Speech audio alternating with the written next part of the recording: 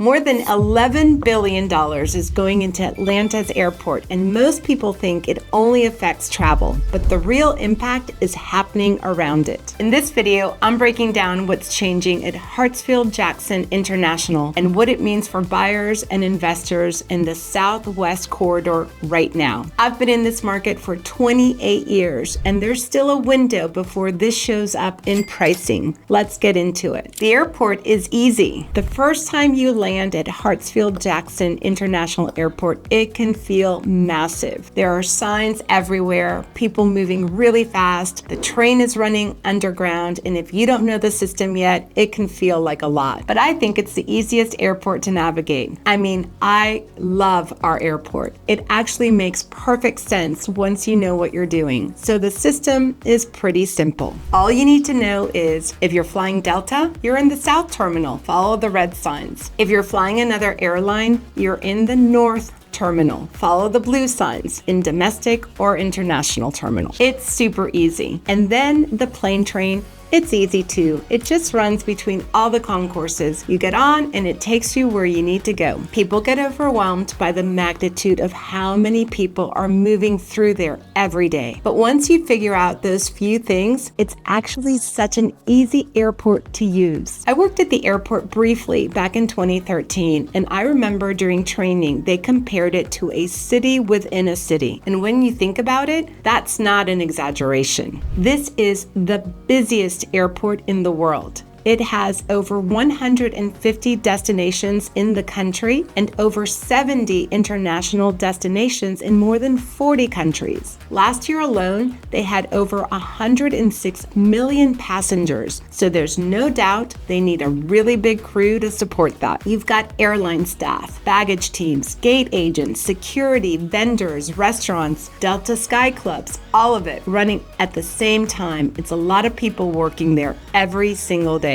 I'll come back in a minute to exactly what the workforce means for the surrounding neighborhoods. And if you're thinking about investing anywhere near the airport, that's something you want to hear, because the airport most Atlantans think they know is about to look very different. They're investing in a big way to make it even better, to make travel smoother. But that investment is also strengthening one of the biggest economic engines in the region. That ripple effect is real. More flights support logistics, more visitors support hospitality, and companies looking at Atlanta, they look at this airport. So this upgrade means more jobs, movement, and growth across the city. Speaking of what's coming, if you're thinking about buying, selling, or even investing somewhere in the Atlanta metro area, I work with buyers and investors across this market every day. And the Southwest Corridor in particular is an area I follow really closely. If you want to reach out, my contact information is in the description below. Now, let's break down what's being built. Concourse expansion and capacity growth. This is a pretty major upgrade.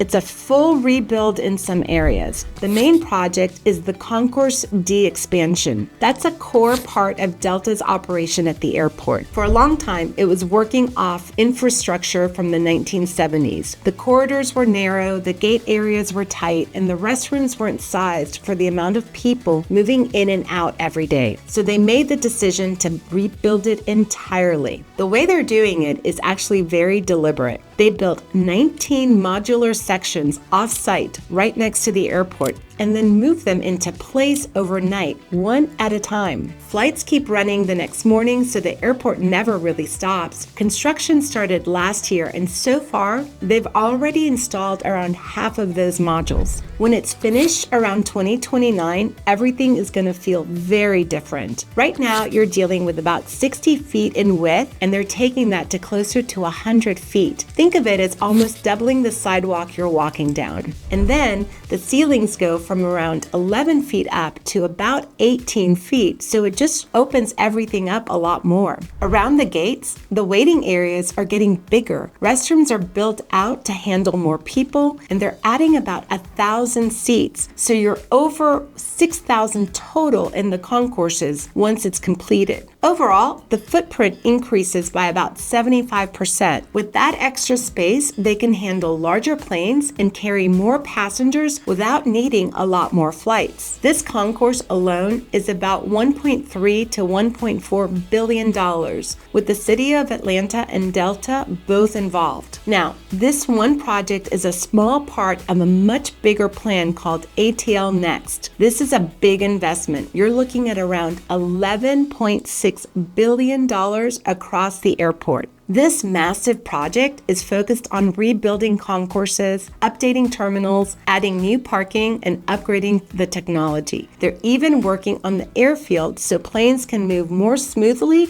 once they land. They're doing this because the airport is already stretched at its current volume. They're handling a little over 100 million passengers a year right now, so a lot of the systems there are already at capacity. Parking fills up, checkpoints back up, baggage systems are working hard, and the concourses are carrying more people than they were originally designed for. So the goal is to improve the overall experience for the number of people already moving through the airport. But they're also planning ahead. They want to support well over 120 million passengers a year with this master plan. And they're already talking about what it would take to get closer to 160 million over time. So when you hear about Concourse D, that's one part of a much larger rebuild. The airport is being upgraded to handle a level of traffic it wasn't originally built for. And that gives you a better sense of scale here. This is not maintenance. This is a long-term expansion of how much the airport can support. But the terminal expansion is only part of it. There's a lot happening outside too. Infrastructure and transportation improvements. While all the work is happening inside the airport, they're also upgrading the roads, expanding parking, and improving how people move in and out of the airport. The plane train is getting an upgrade. That's what gets you between concourses. They're bringing in over 60 new, more energy-efficient train cars and adding a new tunnel under the domestic terminal, all to keep people moving and cut down wait times. Now, parking has been a real pressure point for a while. That's why they're building the South Parking Deck Phase 1. It's a large multi-level deck with about 6,300 spaces, plus around 1,300 more on the surface. The old lot and decks there were already running close to capacity on busy days, so this gives them the room they didn't have before. It also makes it easier to find a spot and get in and out without dealing with tickets, which saves a lot of time. Security is moving in that same direction. They've started using biometric and facial recognition at certain checkpoints, and that's expanding over time. So if you're set up for it, you can move through that first step pretty quickly. That's already expanded to more than one checkpoint, and it's clearly something they're building around going forward. We'll look at the real estate impact in a minute, because some of the areas around the airport are already seeing new development come in.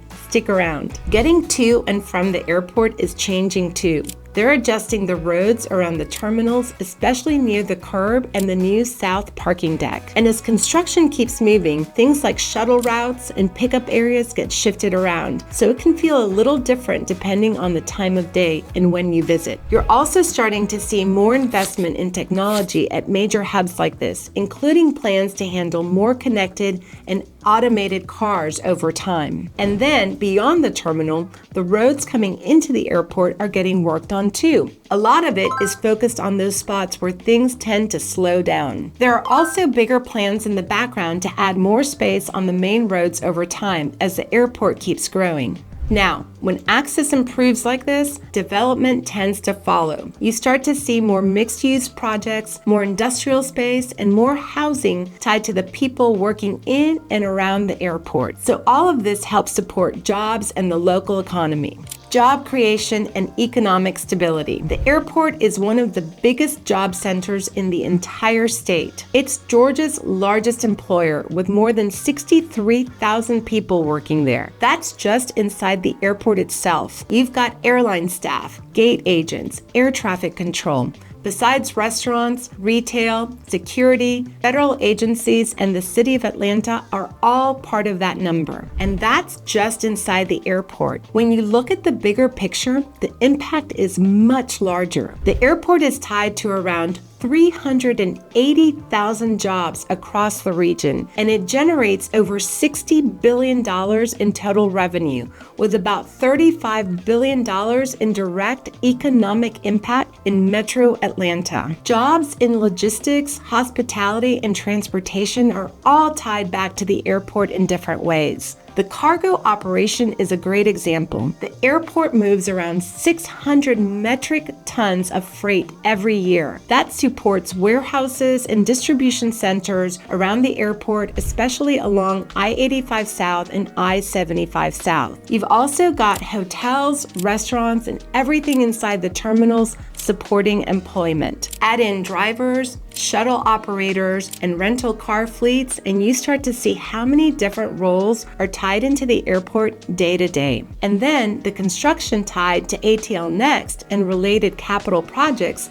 adds another layer. They've got apprenticeship programs in things like welding, HVAC, plumbing, electrical, and construction. So people nearby can step into these roles and build a long-term career around the airport. These jobs tend to be steady. The airport stays where it is, and it keeps operating at a high level year after year. So it's pretty common to see people working there looking to live nearby. The areas right around the airport are usually the first to feel that. And that's why it's worth paying attention to which ones are picking up that demand. Real estate ripple effects. When people hear about this kind of expansion around the airport, the first thing that comes to mind is pricing. People expect things to jump right away, and in most cases, that's not what happens. What you tend to see is a steady build. It gives developers and investors more confidence to move forward. Projects that were sitting on hold start moving, and activity around the airport begins to pick up over time. And that's already happening on the south side of Hartsfield-Jackson International Airport. College Park sits right next to it. Pricing there is still more accessible compared to other parts of Atlanta, with homes generally in the high 200s to around the high 300s. That gives buyer a lower entry point. East Point is just north and west of the airport, with access into both the airport and downtown Atlanta. Homes that are priced well are moving, and the city leans on the airport as a main economic driver, so you see that connection in how the area is growing. Hapeville is a smaller community right along the airport. Pricing there has been landing closer to the high 300s into the low to mid 400s. It's part of a broader push to bring in more companies, especially in logistics and related industries around the airport. And then South Fulton is where some of the larger projects are coming forward. There's a roughly $200 million mixed-use development planned called Sandtown Village, with plans for close to 290 apartments, commercial space, and green space.